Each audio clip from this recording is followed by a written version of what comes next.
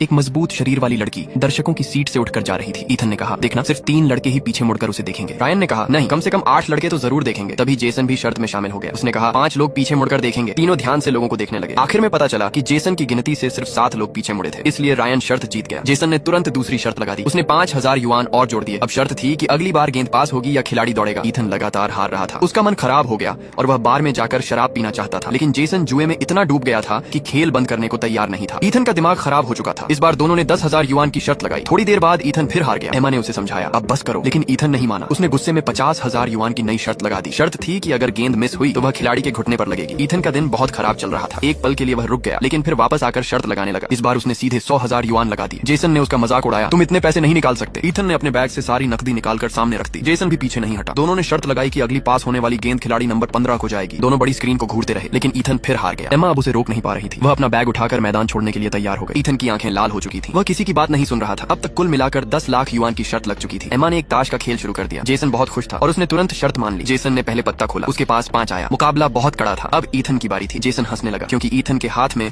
सिर्फ लाल रंग का छोटा पत्ता था। एमा जमीन पर बैठ गई। उस पैसे में उसकी सारी बचत भी शामिल थी। ईथन हार कर जाने ही वाला था कि अचानक उसका दिमाग बदल गया। जेसन उसे बार बार चिढ़ा रहा था। तभी ईथन बोला, शर्त दोगुनी करते हैं। जेसन चौंक गया। ईथन ने कहा, अब बड़ा खेल खेलते हैं। तुम मैदान में किसी एक खिलाड़ी का नंबर चुनो, फिर एमा उस नंबर को पहचान कर बताएगी। जेसन गुस्से में बोला, क्या तुम पागल हो गए हो? ये नहीं हो सकता। लेकिन कुछ सोचने के बाद उसने एक खिलाड़ी का नंबर चुन लिया। उधर एमा और ईथन में झगड़ा हो गया। वह वहाँ से जाना चाहती थी, लेकिन सामने वाले लोगों ने उसे रोक लिया। उसे मजबूरन खेल में शामिल होना पड़ा। एमा दूर मैदान की तरफ देखने लगी। वह जो नंबर सोच रही थी उसे बोलने की हिम्मत नहीं हो रही थी। वह बार बार अपने जवाब की पुष्टि करती रही। फिर धीरे से बोली, नंबर 25। जेसन चिल्लाया, नहीं नहीं नहीं नहीं, 1 मिनट, ये कैसे हो सकता है? ये तो नामुमकिन है। वह हैरान होकर पूछने लगा, तुमने ये कैसे किया? आखिर में ईथन और एमा 20 लाख युआन जीतकर वहाँ से चले गए। लेकिन एमा अब भी हैरान थी। उसने ईथन से पूछा, ये सब कैसे हुआ? तब पता चला कि माइकल ने शुरुआत से लेकर आखिर तक पूरा जाल बिछाया हुआ था। तुम सोच रहे होगे कि उसे कैसे पूरा यकीन था कि जेसन 55 नंबर ही चुनेगा। असल में जेसन सुबह घर से निकलते ही माइकल की बनाई हुई चाल में फंस गया था। रास्ते भर उसे हर जगह 55 नंबर दिखाया गया। लिफ्ट के दरवाजे पर, बैज पर, रुमाल पर और कई दूसरी चीजों पर भी 55 लिखा था। यहाँ तक कि उसे ऐसी तस्वीरें भी दिखाई गईं जिनका रिश्ता 55 से था। बार बार एक ही नंबर देखकर उसके दिमाग में वही नंबर बैठ गया। इसलिए आखिर में उसने अनजाने में 55 ही चुन लिया। इसी राज के खुलने के बाद कहानी अचानक नया मोड़ लेती है। कुछ दिन पहले एमा और केविन साथ में खाना खा रहे थे। तभी केविन अचानक दर्द से तड़पकर जमीन पर गिर पड़ा। एमा घबरा गई और मदद के लिए चिल्लाने लगी। रेस्टोरेंट में मौजूद सभी लोगों का ध्यान उन्हीं दोनों पर चला गया। इसी मौके का फायदा उठाकर एक आदमी ने एक ग्राहक का पासपोर्ट चुरा लिया। वेट्रेस ने दूसरे ग्राहक का बटुआ गायब कर दिया। एमा मदद मांगने के बहाने एक बुजुर्ग के पास गई और उनकी घड़ी चुपके से केविन की जेब में डाल दी। दूसरी तरफ उनका साथी आराम से उस बुजुर्ग का बटुआ लेकर निकल गया। कुछ देर बाद एम्बुलेंस आई